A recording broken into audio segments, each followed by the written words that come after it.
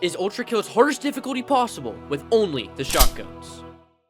Well, on Brutal difficulty, this was one of the hardest challenges I've ever done. But let's keep the introduction short. There's only 2 rules for this challenge. If a weapon that isn't shotgun related gets shot, we die! And every shotgun variant is locked behind a layer to make my life far more painful.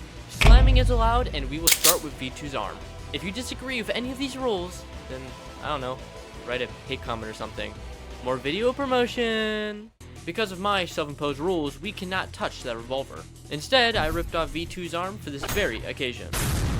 But I'm getting ahead of myself. Let's talk about the red arm. The Knuckle Blaster does 2.5 punch damage and 1 explodey damage, but it gets dropped quickly. After turning Maurice into pebbles, we move on. In 0-2, I turned to One Punch Man, except red.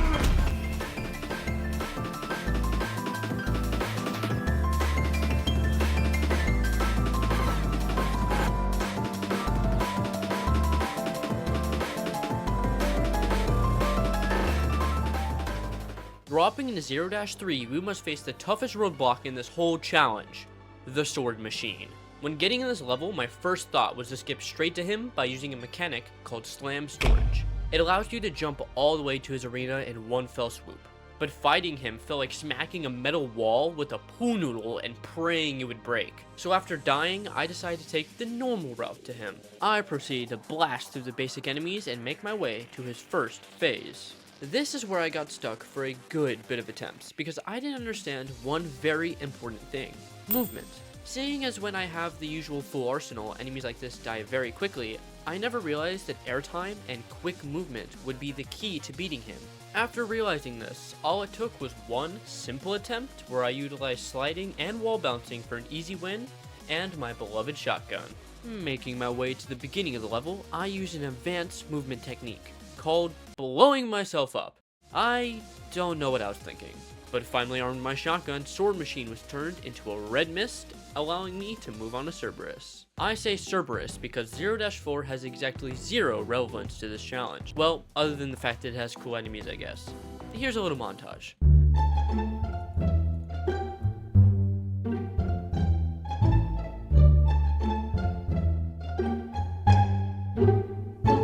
This is the final obstacle till we truly start this challenge. Cerberus is extremely fast, having multiple dashes that deal a quarter of our HP, and our DPS is extremely limited still because we only have one shotgun, meaning to beat him I had to use a brand new technique. I call it the double shotgun punch boost. I know, fantastic name. Basically, when you punch and shoot at the same time, you get 2.5 extra damage, and it makes your numbers actually nuts against bosses. Although I got low on health sometimes, this was luckily a swift victory for V1. I'm happy to say that the prelude is complete, but let's just say that this challenge only gets far more difficult. In 1-1, we get our first shotgun variant, the pump charge shotgun. You can pump it up to 4 times, with every pump increasing the amount of pellets and subsequently the damage you do. But on the 4th pump, it explodes, doing 10 explosive damage and hurting yourself. Along with the pump charge shotgun, this level is also a much needed change of scenery, with a secret exit at the start, allowing you to finish the level by using a coin. Although we don't have any coins, only pellets, of which we use to shred every enemy in our way, except for one. The most annoying enemy for this entire challenge, the drone. These flying war crimes move extremely fast, dodging most of my shotgun pellets, meaning destroying them can prove to be extremely tedious. The nail gun is also in this level, but we can't use it. So 1-1 is finished shortly after this, and we move to 1-2, of which is finished before you can say, "It's demon time!" 1-3 is the longest level of this whole run, and it's also where I, although not very well, learned how to shotgun swap. It's where you roll through the shotgun variants to negate the refresh animation and almost double your attack speed. It takes a lot of getting used to. But after some trial and error, I use this to make the hideous mask pop like a balloon after a very long and difficult fight. 1-4 is special because you fight your brother, Dante Sparta. Kirito, your working days are over. Give me your arm. If you want it. No.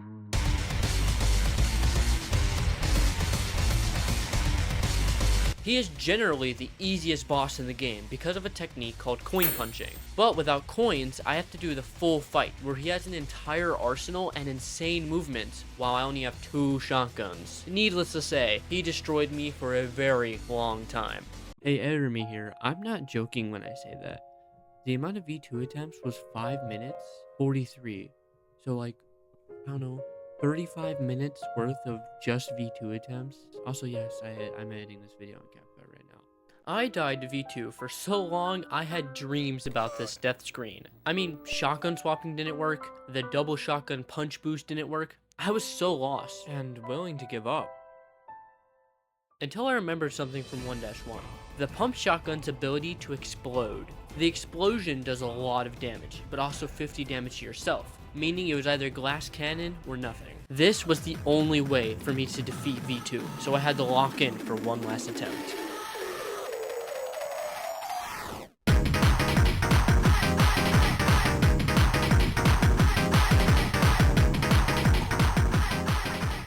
After V2 jumps away, we yoink his arm up again, allowing us to move on to the layer of lust and property damage. This is where we get our final shotgun, the sawed-on shotgun. It has a chainsaw on it that can be used to get blood super easy, but because I can't parry to keep it running, it's super useless. Let's not worry about that though, because we have a bridge to burn. Now this is where the difficulty truly picks up, with lots more drones, soldiers, and projectiles that I'm not able to parry. Wonderful. But in 2-1, we don't want to fight a lot of these enemies because my firepower is not good enough for that. Instead, we want to speedrun each room by getting out as fast as we can. So after a literal hop, skip, and a jump, we're on to 2-2. In 2-2, our objective is to make as many electricians cry as we can. We do this by destroying all the breakers within the tri-state area and removing the power to all of the Filth's hard construction labor. Let's be honest, they are the ones who got put to work. This level also contains the electric rail cannon, a super weapon with the strength to fucking atomize every enemy in the game. The only downside is that we can't, use it. So let's just drop it into 2-3, I guess. Level 2-3 is where things get super serious, because it's filled with lots of projectile enemies, and has the most single annoying enemy for this whole challenge in it. The beginning rooms are simple, just spam as much as I can while banging my head to this absolute cinema soundtrack.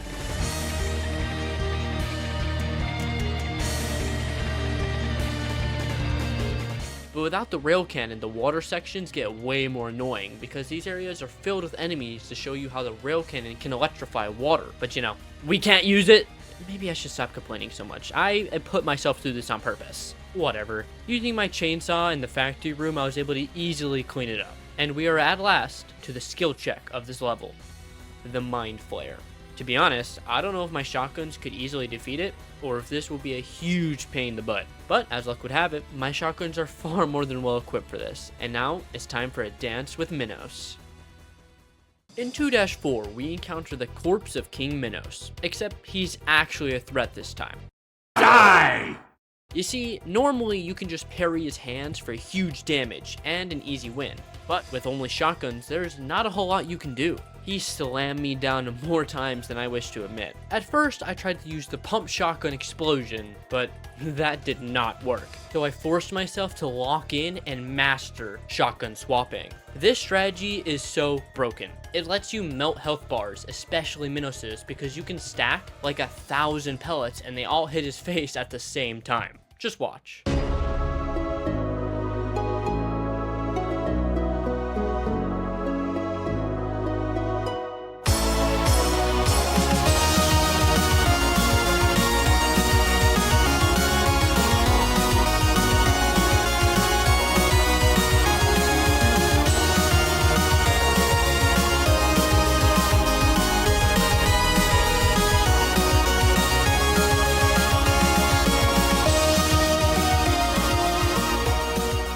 Following his defeat, he slams into the ground, causing Atlantis to resurface.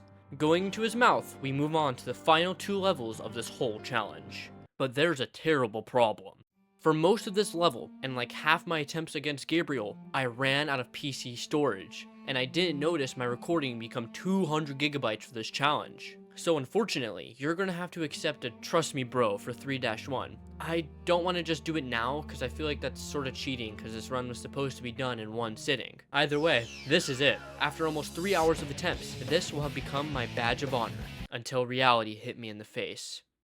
Gabriel on Brutal difficulty is not an angel, but a demon in disguise. He moves too fast for shotgun swapping, has too much health for the pump shotgun explosion, and I was running out of ideas. I died time after time. It caused me to nearly put this challenge down and quit, until I remembered something. The one thing that has been with me since the beginning of this challenge. My shotgun arm. It was the key to defeating Gabriel, and well, the rest is history.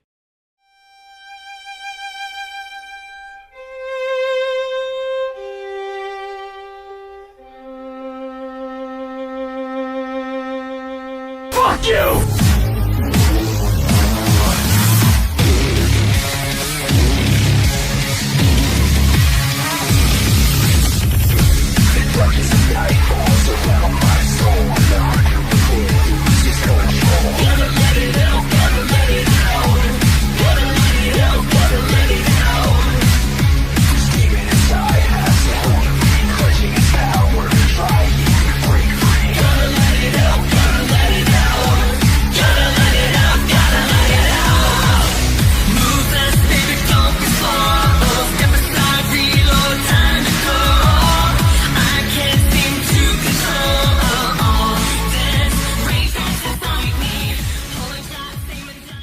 I did it! And after 2 hours of corrupted footage and attempts, we finally completed this challenge. And this is the second challenge badge I have acquired.